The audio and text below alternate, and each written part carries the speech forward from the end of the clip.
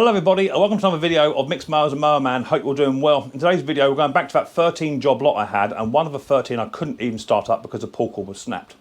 So that's the video we're going to be doing today. Put the pull cord on, see what happens, and then maybe do a repair after that. But I don't know what's up with the machine because I haven't been able to pull it over at all. I haven't tried to manipulate the machine to try and have a look beforehand. It is what it is. If this is your first time I'm watching Mixed Mowers with Mower Man, hit the subscribe button, whack the old bell, set your notifications to all, that way you'll be told when I've done a video, or turn on my Saturday night weekly live stream, which starts at 6:30 PM UK time. So without further ado, let's get down and dirty and let's have a look to see if someone threw this lawnmower away just because the pull cord has broken.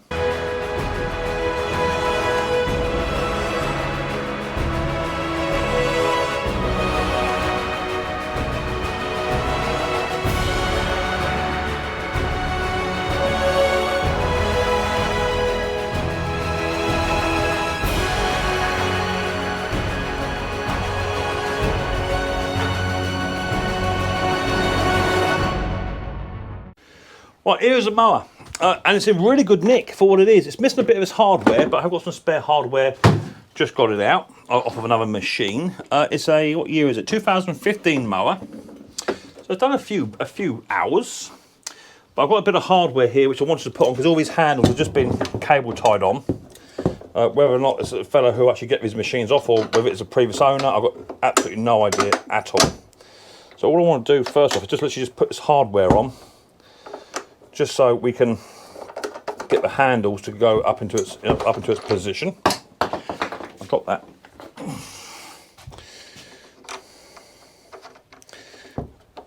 Get in on there, that's better. Right, that'll go on. I've got two to do, one at each end. What's that? Has that been cut already? No, let's get my pair of Nipex. Cut that off. That side.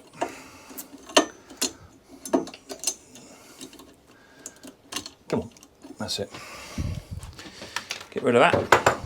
It's actually been quite nice. I know it sounds horrible. It's been quite nice to be able to actually get on and do some videos today. Because Riley boy likes to take over, and I know you guys love seeing my little boy, but I tend to spend half my time fighting with him just because he wants to say certain things, and I have to do it a certain way. That's just the syndrome in him. If I do something that slightly deviates from the line, you don't like it. Right, got the hardware on. So now the handle's actually now in place where it should be. We're happy with that. It seems to be a bit wonky. Let's straighten the took wheels up. That's good. A bit of hardware under there, isn't it? That's it, right, done. Right, so we're in a good place to start now. So I want 10mm, because that would be what's on the old pull cord. So straight 10mm free of. There's one. There's two. There's three. That comes off. Bish bash bosh. Let's have a quick little look at that spark plug. See what's in there. Because we all know what these machines generally come with, don't we? Let's get a socket. That'll be that one there, I dare say. Yeah, that's the one.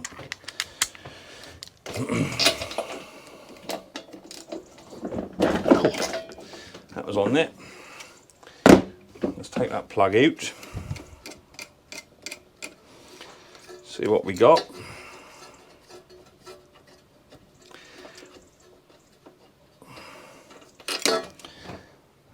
It's got a GGP, which is actually a TC plug, and that TC stands for one thing only: torch. Only good for one thing, people: smashing windows. And what I will say is, I'm not going to smash a window just yet, because I want to put this plug back in. And I want to see if it starts or not, and maybe that's the reason why the pull cord snapped in the first place. Okay, but I will guarantee you I'll be smashing windows later on with it. So even if it starts, okay, and runs lovely with that spark plug in it, it's not staying in there. Okay, but we're going to put it back in just for the exercise. I know that my mate Vinny, he bought me a new plug, Briggs & Stratton plug, which I got off my Amazon wish list, which will be going in here afterwards. So on here, oh look, here we go, look. So actually it won't pull nothing because it's got no spark, it's got no recoil in it. What's that all about? So I bought a Duffin, however, I know that I've got 3 or 4 of those knocking about. Give us 2 ticks, I'll go and find another. Right, so I've got a spare one, donor, and this is why I do what I do, but this pull cord's no better. This has come off a donor machine, so I need to change the pull cord on this cookie too. It's all white and knackered. So if I can get that pull cord to come out of there, lovely, I can then just quickly put another cord into there. Let me grab a screwdriver just to put in there. Stop that from moving. Like that. That'll hold, lovely. So this is why it's important not only to have spares, but to keep your machine simple. You know, have favourites, Honda Izzies, Mountfield 414s, because if you have a load of them in, and one has got a blown engine, you know, you've got a machine potentially that you can strip out and maybe fix 4 or 5 other machines with a donor part. So it's important to do that. Where's my lighter? Here it is. I always find, you know, if you keep on Mountfield 414s and what have you, and 164s and what have you, if you keep on them, then when you do get a broken one, strip it out, and you get good spares. So I think these pull cord assemblies are about 25 quid. That's your profit. Straight out of the machine, gone. And what I pay for machines is not a lot anyway, but that's neither here nor there. You know, you want to try and turn as big a penny as you can. So all I'm doing now is just going to hold this recoil back so the holes line up. Thread that through. I know you can't see a lot, neither can I. Right, going in there. There it goes. Thread that through, pull that up, put a screwdriver back in so don't go nowhere. Tie your 2 grannies.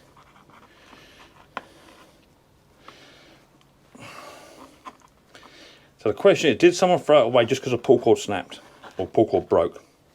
They could have fixed it. 3 10mm bolts for 25 quid, 20 quid.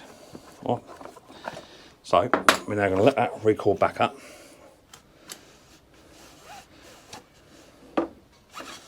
Feed it all the way in. Nice bit of cord in there. Yeah, that'll do us float. We're going to cut that off about there. Drop my pull cord, put that back in its drawer. We can now plop that on there half sensible. Get our pull cord, shove it into hole. Cut the grannies on there. This is 3mm pull cord on here, because they are a bit like the Honda engines. I like to take quite a small pull cord. There's nice big granny knots on there so it don't come back out through the hole. Just test it. You don't look like a fool when you go to sell the machine and it comes back because the pull cord went all the way through. You look a right donut then. You look like you don't know what you're doing. Burn that off. Lovely. That goes through there. So now I'm going to hook up my HT lead. Boom. Put my pull cord assembly back on. I can figure out how that goes on. What's occurring?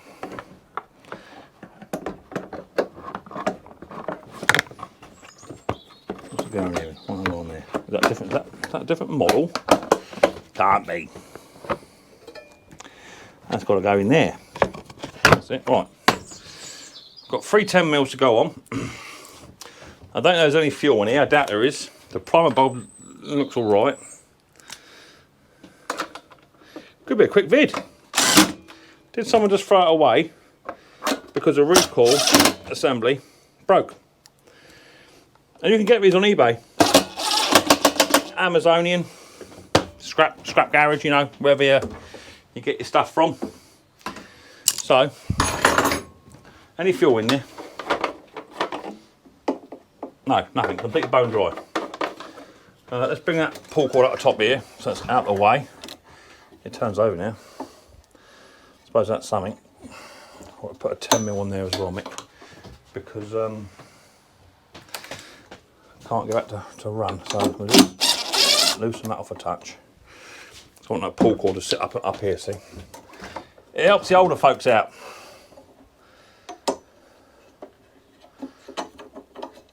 That's it. Line that up, do that back up. That's on my lush. Right, let's get a bit of go-go juice in there. So I want to see before I take it outside if we've got a carburetor problem or not. See if it actually leaks, because they do tend to leak, these little puppies. And because it had a pull cord problem, I checked the oil as well, because what people tend to do first time round, lawnmower don't start, panic, fill it with oil. That's standard. Right, so let me go on the other side. Quick little check of the old hoil. I can barely get my hands in there. And that'll give it time for the carburetor to just drain through, see if it's actually leaking or not, dripping. There's all in there. Now up to the mark. And these are much the same as the Hondas, you don't screw in, you just dip. So that's all right, we're happy with that. Right, so we've got all in. We've got everything we need. Any leaks? No leaks. Let's take that off. Just want to see if we're actually getting a priming carby. We are. Lovely priming carb too. So primes. Let's take it outside and see what we don't get. Will it fire up or not? Let's have a quick little look. Right, let's go and grab it off the old bench then. These are quite light, I can lift these. I'm not too old yet. Comes with a grass bag as well. Right, let's wheel it out in. Now we've got a bit of petrol in there. Let's see what we get, shall we? Where are you? You're about there. That'll do you. Right. So I know the carby was priming. Does seem a bit wibbly wonky, that does. What's going on there? Does seem to be a bit on the screw whiff. But we'll go with it. Don't think it's that wheel, is it? Yeah, right, that's better. Methinks. That's right. Right, okay. Stop mucking about, Mick. 3 or 4 pumps. HT on. Let's see what it do.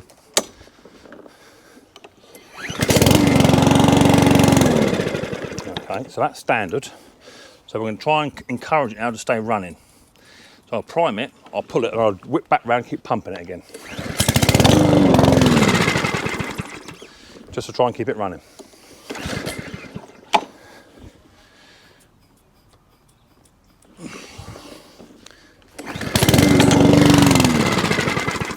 So it's not having it. So it'll be carburetor off then. Or do I just change the plug? I'm going to change the plug. Right, we've got a Briggs & Stratton overhead valve plug, brand new from my mate Vinny. He bought this for me. I don't know if it's actually going to cure it, but I have seen it. I have seen it before.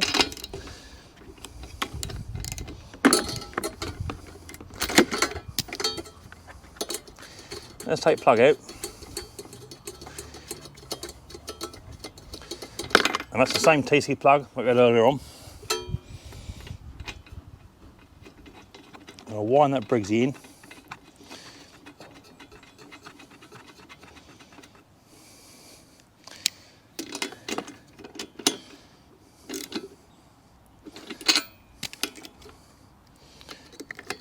Right, we're going to go again.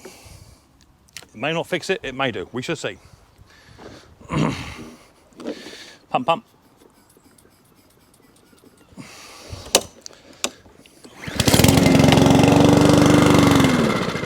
Ran a little bit longer, not a lot though. I would like it to pump if I can, and try and keep it running.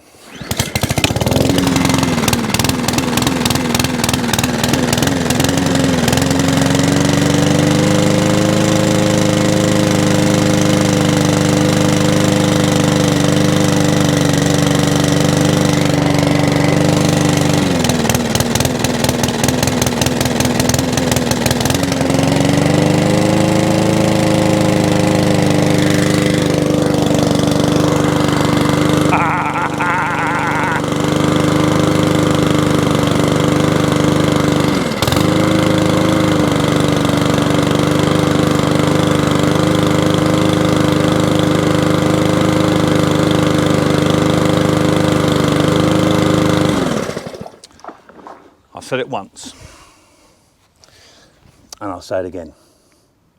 Torch spark plugs, only good for one thing: smashing windows. Well, I'm not going to say I told you so, but I told you so. Them old torch spark plugs have even now gone to the depths of hiding their manufacturer name in there. It's now called a GGP K7RTC. TC stands for torch, but don't tell anyone. So did that lawnmower actually not fire because it had a torch in it? And after I put a Briggs on it and we managed to get a bit of fuel through, it started to run. It could have been a carburetor issue, it could have been a torch plug issue.